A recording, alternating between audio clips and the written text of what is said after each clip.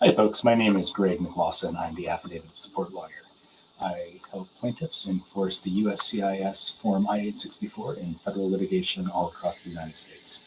I'm at a standing desk right now, so if you see me kind of bouncing around, I used to do these videos sitting down, but now I'm standing up.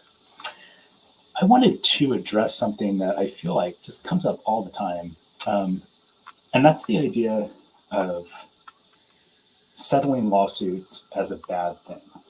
So there are two basic ways that you can resolve legal disputes. One is that a case works its way through the legal system, and in a civil lawsuit, like a lawsuit to enforce the Affidavit of Support, a judgment is ultimately rendered against the defendant. Option number two is that somewhere along the litigation process, the parties sit down and figure out a way to voluntarily resolve their claim. That's called a settlement.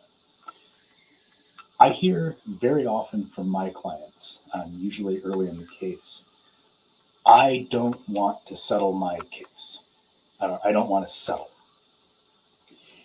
And I think when people say that, what they usually mean is that they don't want to get less than they deserve, which is understandable.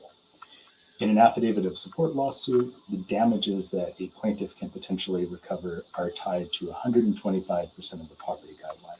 It's roughly $18,000 per year in 2013. Where are we? 2023. Changes a little bit every year. So it's relatively easy for my clients and the plaintiffs in these lawsuits to figure out what they believe they're entitled to based on that 125% threshold. And so they have in mind a number, and they understandably don't want to recover less than they feel that they're entitled to. That's all well and good, but it's really important to understand that there is no magic bullet for recovering money in a lawsuit. And here's what I mean by that. This is something, by the way, that if you get to the mediation stage of a lawsuit and you're sitting down with a federal judge in chambers, which is how this happens a lot in federal court. I've heard judges say a version of this many, many, many times.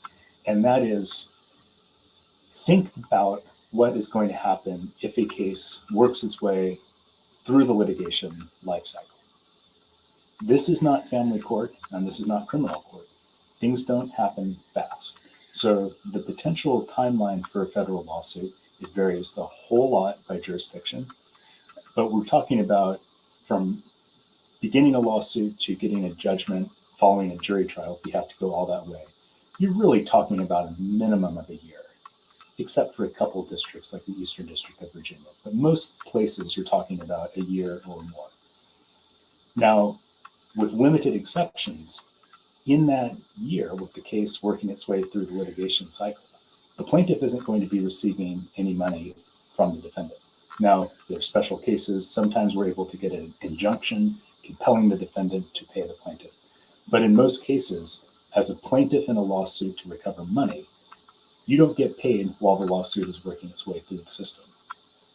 And it gets worse.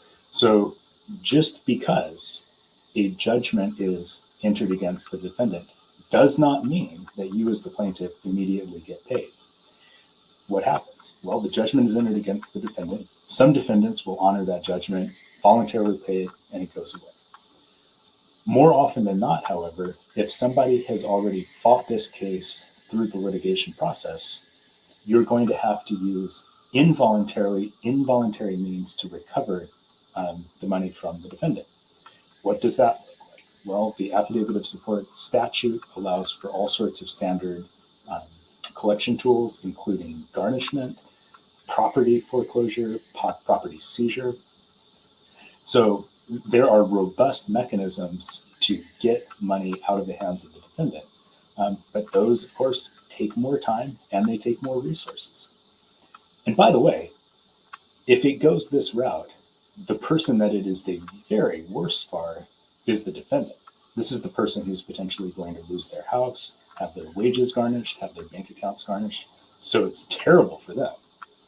But as the plaintiff, It's also bad in the sense that you're just looking at more time and more resources going into recovering the money that you were owed. So this takes us back to the idea of trying to voluntarily resolve a claim. When you're thinking about the possibility of case resolution, as the plaintiff, you're in the driver's seat. So a plaintiff never has an obligation to accept a settlement that they don't like, meaning you would never have to agree to a recovery that you're unhappy with. With that being said, it's often the case that it makes sense for the plaintiff to weigh the pros and cons of going through that onerous litigation life cycle versus coming up with an agreement that satisfies the financial needs of the plaintiff. And by the way, is also something that the defendant can pay, because you can't squeeze blood from a turnip. And if you're, as the plaintiff, asking for $60,000 that the defendant just doesn't have, you can get a judgment on paper that says you're owed the $60,000, but the $60,000 isn't going to fall from the sky. It's got to actually be recovered from the defendant. So when you have a situation with a defendant with limited resources, which happens all the time in these cases, it often is best for everybody to figure out, number one, a dollar figure that's owed, and then number two, come up with a feasible payment plan for how the defendant is going to make good on that. And that's very, very often how these cases resolve. The parties agree to an amount that's owed to the plaintiff and then come up with a structured payment plan for getting that money to the plaintiff. Usually that looks something like a relatively large initial payment followed by periodic monthly payments that could be larger or smaller depending on the resources of the defendant. And it might be the case that in working that out, the way negotiations work is that both parties have to give a little bit and find some way to meet in the middle. It might be that the plaintiff ends up with a lower dollar figure than the judgment that they think they might be able to get. But remember, just because you get that judgment entered does not mean that you will ultimately recover the dollar figure that's on that judgment. And again, the person who it is usually worse for if the case goes through the full process is the defendant.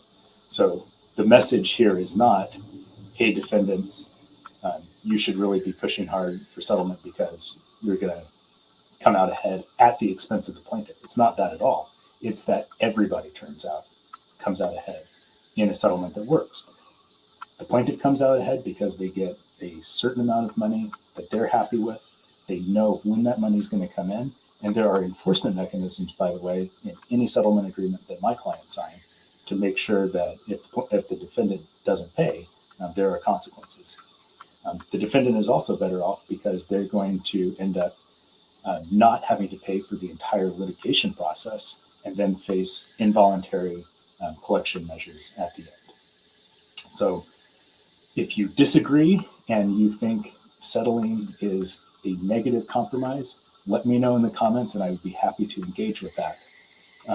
The way that it works in the real world is that the vast majority of civil disputes ultimately get resolved through negotiated resolution. Sometimes that's sooner in the litigation life cycle.